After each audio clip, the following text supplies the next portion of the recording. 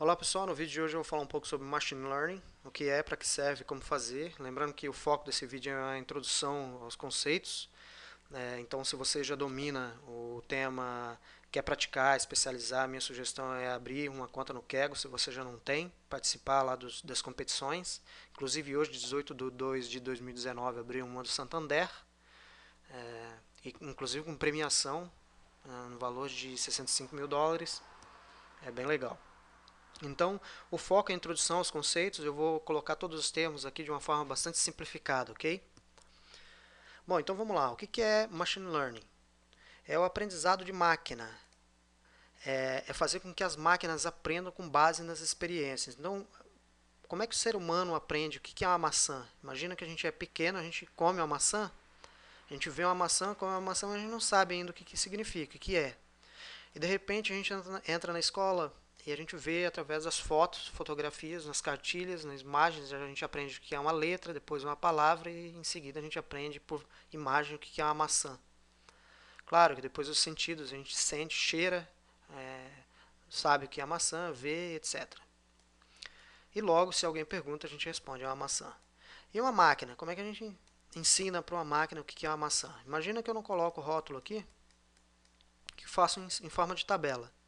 Coloco cor, formato, altura, largura, peso e algumas outras características, mas para simplificar são essas. E coloco numa linha vermelha, arredondado, formato, altura 12 por 13, peso 150 gramas. Cor amarela, formato comprida, altura 5 por 13, com peso 90 gramas. Se eu coloco isso dentro de um programa de classificação, ele vai fazer isso aqui.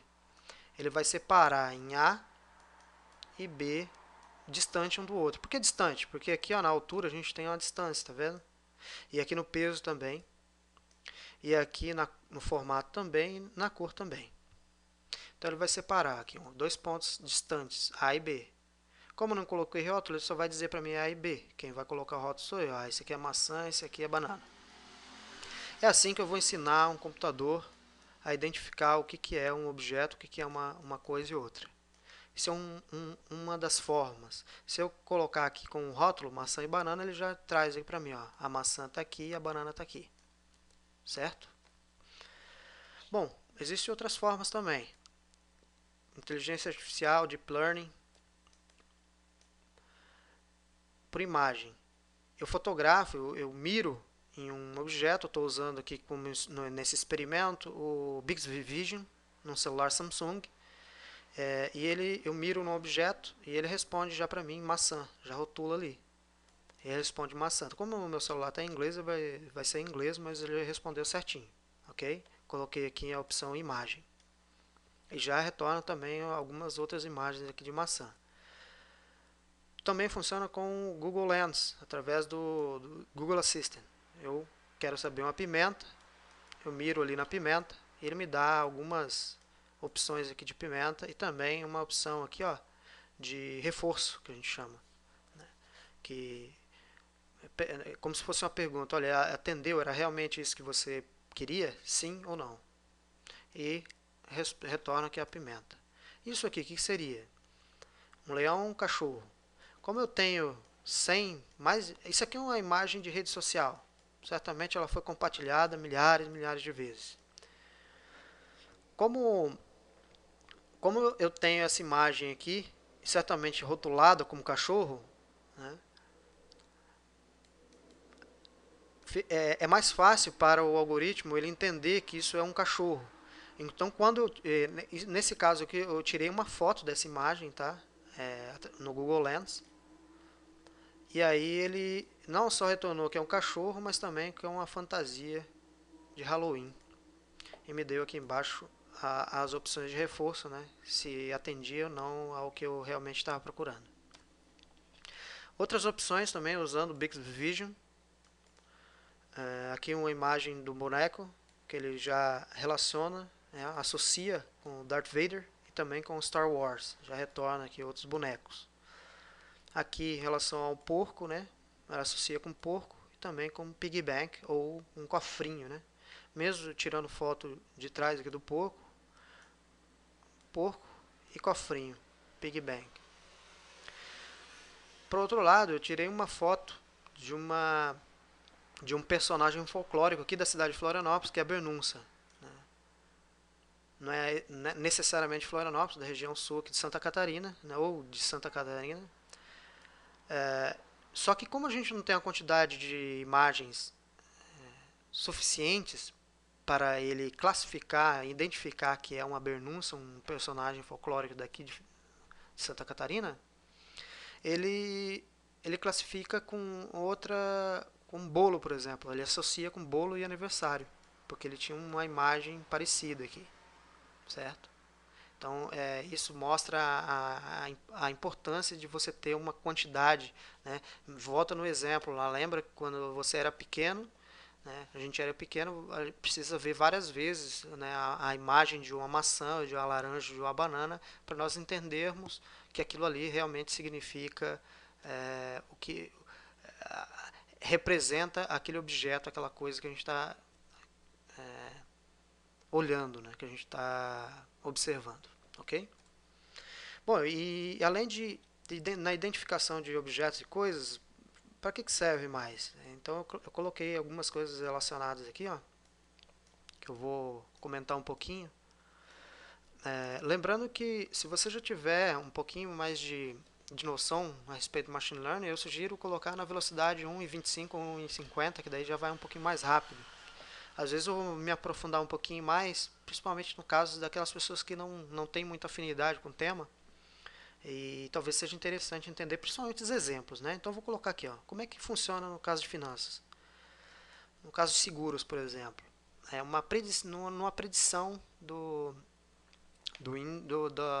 sinistro, né? Que é a recuperação, a solicitação do seguro, né?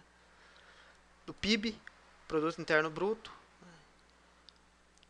que é a variação, né? Se vai haver crescimento do PIB, se vai haver uma retração, né? Uma recessão, uma deflação, uma estagflação, etc. E tal, né? Tem um material bem interessante que eu estou estudando agora, de 1958, do Alan Greenspan.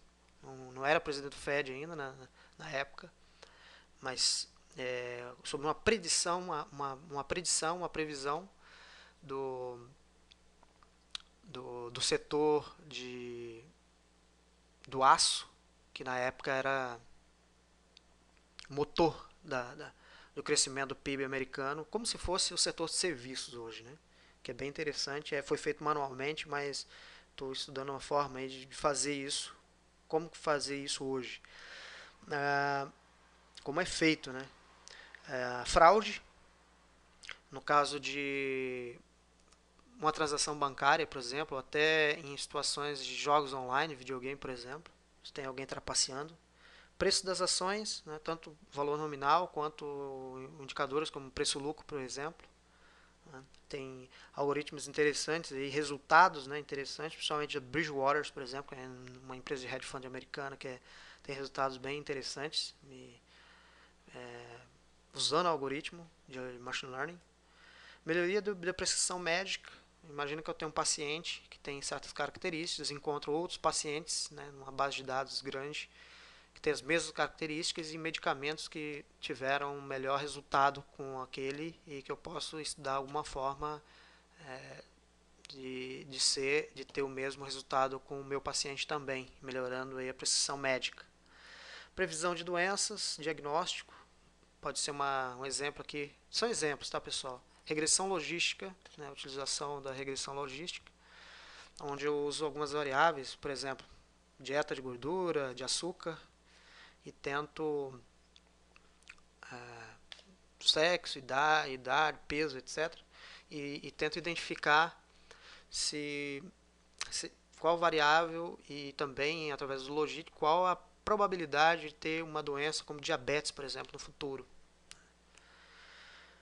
Na agroindústria, previsão de safra, veículos autônomos são melhorando a produtividade, drones, alocação de recursos, redução de custos. De acordo com a previsão de safra, uma sugestão de mecanismos de proteção, né, de variação de preços durante o período de comercialização, que a gente chama de hedge.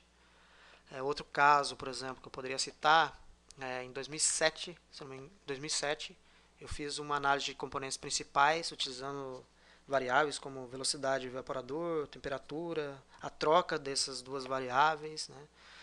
Aumenta um, diminui a outra, em conjunto com o Sistema Brasileiro de Respostas Técnicas, para identificar aí qual variável, né, era mais relevante na quebra de frio, na quebra de resfriamento. A quebra de resfriamento nada mais é do que a diferença entre o peso quente do animal, que é entre uma carcaça, por exemplo, e o peso frio, né, que na época calculava-se em torno de R$ 6,50.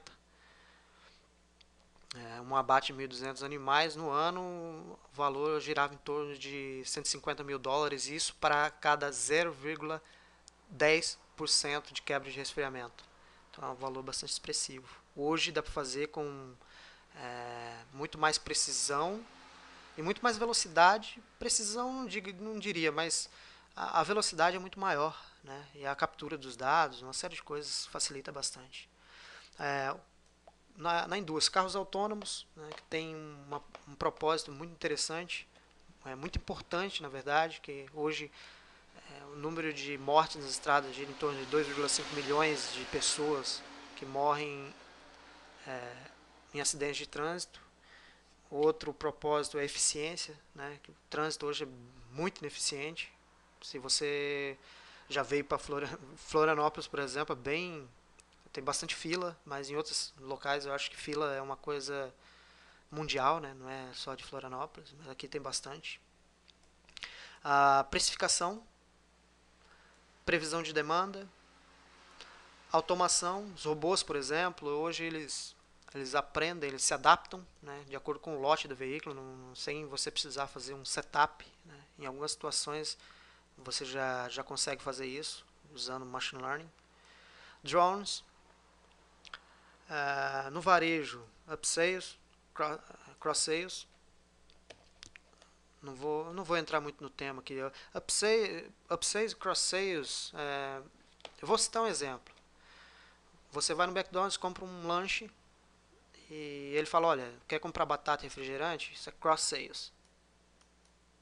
Você está comprando outros itens.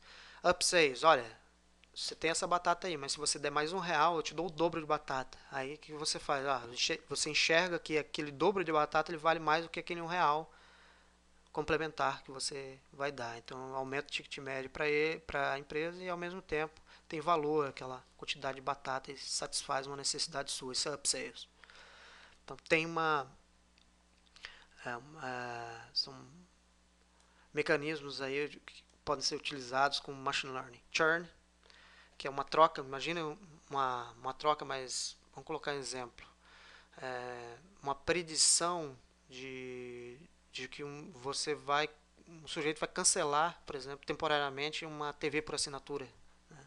Tem um exemplo bem interessante, esse exemplo aqui está dentro do grupo de RStudio, tem exemplos muito legais lá de churn. Lifetime, lifetime value.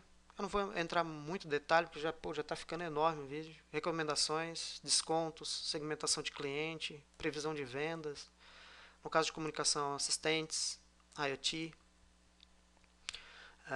Serviços, Real Estate Match, quem está fazendo um serviço bem bacana aqui é a Lendis. Marketing digital, também a gente vê com bastante frequência, Facebook, por exemplo, outras empresas. Recomendações também, a Amazon é um exemplo. Né? Outro exemplo aqui da Upsales, Cross-Sales também é a Amazon, né? Com bundles e também com combos. Otimização, não, vamos falar aqui de experiência de comportamento de consumidor. Que também a Amazon tem exemplos. E otimização de rotas e otimização de armazéns, que não necessariamente é calculado com machine learning, mas ele serve como ativação, né, para algoritmos, como algoritmo genético, por exemplo, a escolher qual a melhor rota, por exemplo. Né? Através do machine learning, ele é utilizado na predição de tempo, né, de deslocamento, por exemplo. né? Esse é um exemplo, né? Bom, e como fazer? Eu coloquei aqui alguns exemplos, né? Então a pergunta, o que eu quero, quais as técnicas que eu uso e quais os instrumentos que eu uso. Então eu vou começar aqui com talhas de Mileto, 600 a.C., previsão da safra de azeitona. Esse é um caso bastante conhecido do talhas de Mileto. Quais as técnicas que eu uso? Ciência de dados, analisando as variáveis, estímulos ambientais, como o comportamento do clima, dos animais, dos corpos celestiais, geometria. E possivelmente, quais instrumentos? O ábaco, possivelmente, métodos manuais, tendo como base de dados o papiro. Um pouco mais à frente, Deming, no Japão, Revolução Industrial Japonesa, né, de 50 a 1980. O que eu quero? É melhorar a qualidade dos produtos japoneses. E quais são as técnicas que eu utilizo? Controle estatístico de processo, gráfico de controle, de média,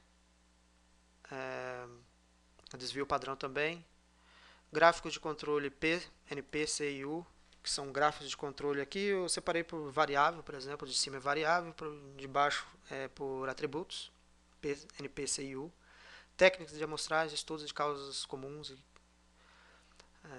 causas especiais também, ok? E daqui, como produto, isso aqui surgiu lá os 14 princípios de DEME, né? Dentre eles, um exemplo que eu posso estar colocando aqui, evitar por exemplo, uma compra de matéria-prima com base no preço. Você, para bater a meta ali do setor de compra, você vai lá e compra pelo preço. Quando você compra com base no preço, certamente você pode comprar em lotes diferentes. E se você compra em lotes diferentes, vem com muita variação.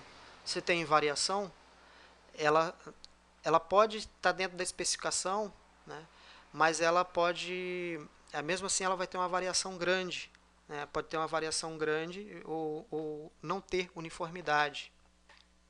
Se ela não tem uniformidade, ela pode dar problema no futuro de qualidade, devolução, reclamação, consequentemente perda de receita. Perda de receita pode vir dar problema no futuro. Isso é um exemplo bastante, não vou dizer que é comum, né, mas é um exemplo mais para ilustrar a importância. E quais são os instrumentos? Calculadora, papel, mimeógrafo, lousa, etc. E hoje, por exemplo, imagine que eu, quero melhorar a experiência dos consumidores, dos meus consumidores. Como é que eu vou fazer isso? Experimentos estatísticos, análise de cluster,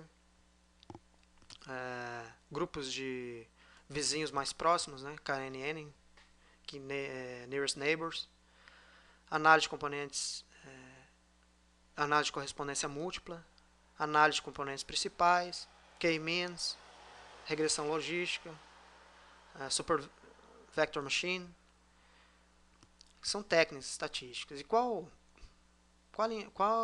são os instrumentos? A linguagem de programação C, Python, R, MATLAB, Java, computadores, veículos, câmeras, radares, lidars, máquinas, etc.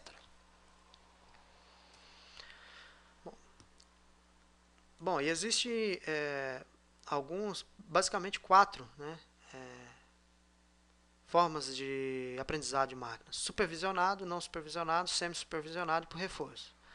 Supervisionado é quando, imagina que eu estou mostrando para o sistema o que eu quero, mostrando para o modelo o que eu quero. Então a gente tem aqui a interferência humana e máquina na mesma proporção, né? Imagina que vamos voltar aqui no caso, eu estou colocando o rótulo aqui, ó, maçã e banana, e eu jogo isso aqui no sistema, o sistema vai retornar para mim lá, né, maçã, vai colocar aqui maçã e banana. Isso é supervisionado. Agora imagina que eu não supervisionado. Eu apenas a interação aqui é apenas na máquina. Eu não coloco o rótulo aqui. E jogo apenas isso aqui. Ele vai separar e não vai colocar. Só vai colocar aqui A e B. O rótulo eu que vou precisar colocar. Semi-supervisionado.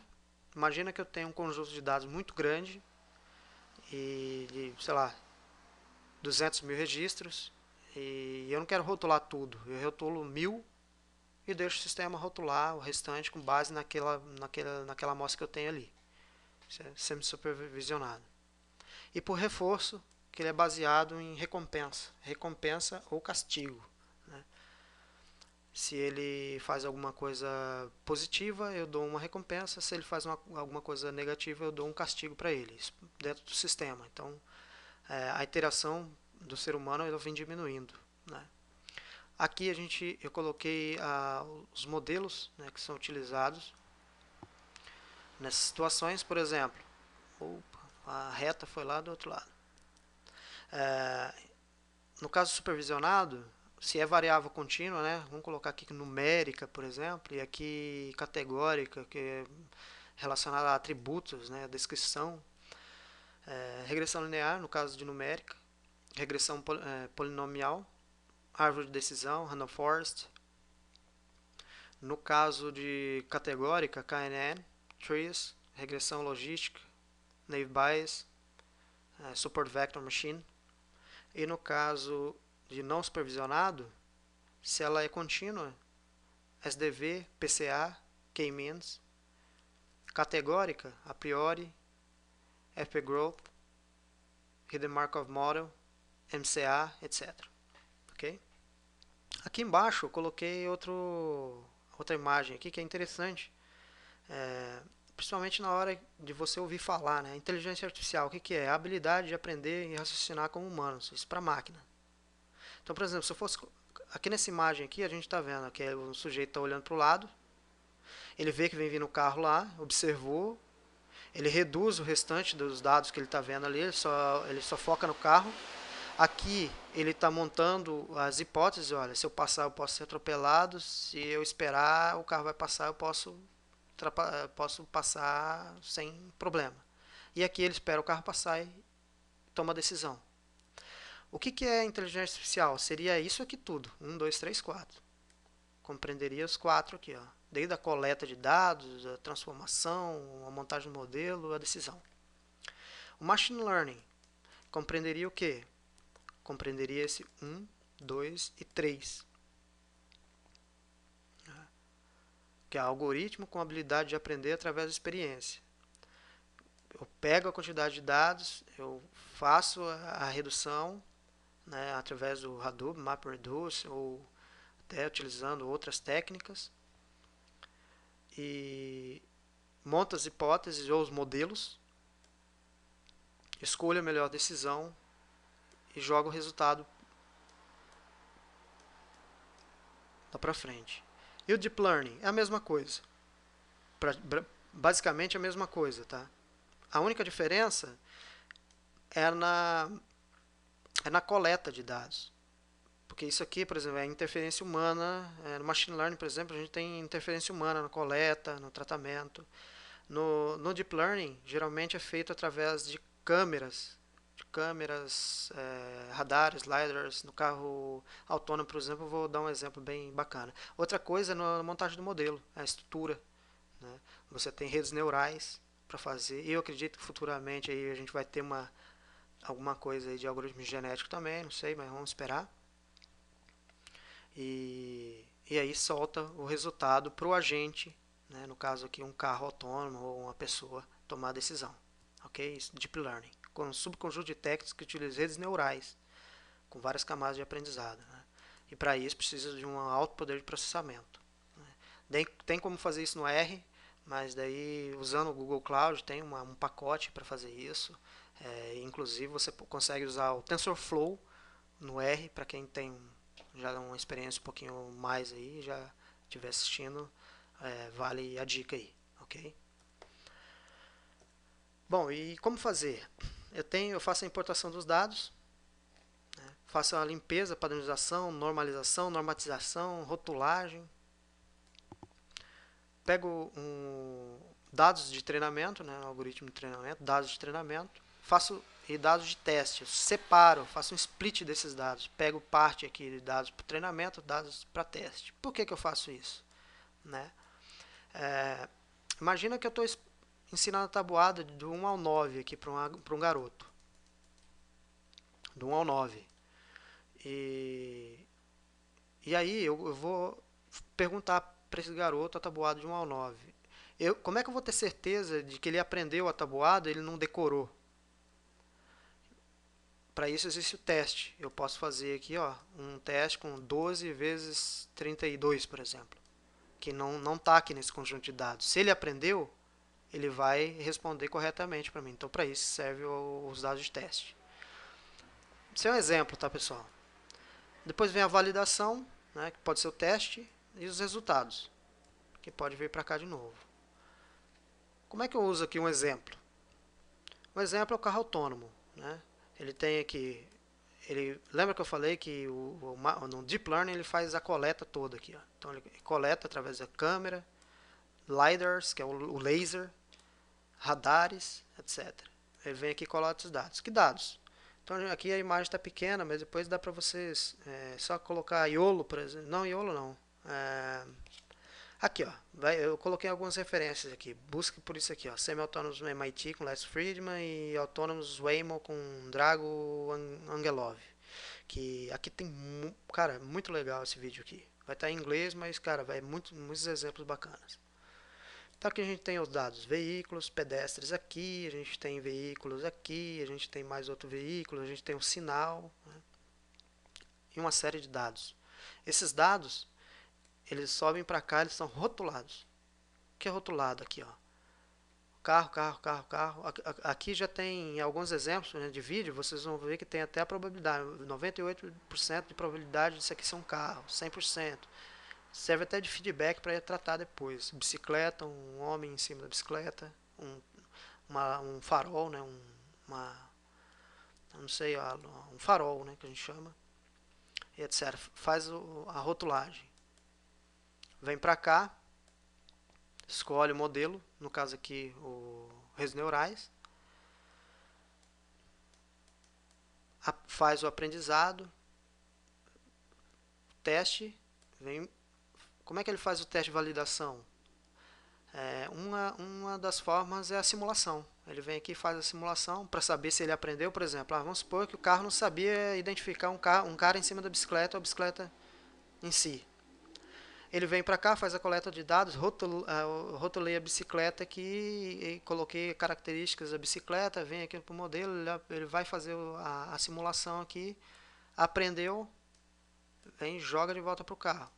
Agora o carro já vai identificar que isso aqui é uma bicicleta, que ela pode entrar de repente na pista, então ele tem que ter um comportamento diferenciado quando ele vê uma bicicleta diferente do ser humano que tem uma velocidade menor, etc e tal. Beleza?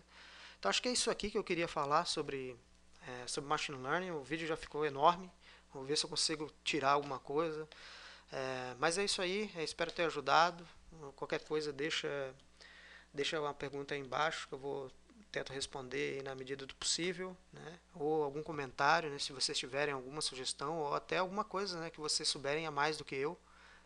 Estou aprendendo bastante coisa ainda também. E é isso aí, um grande abraço e até o próximo vídeo.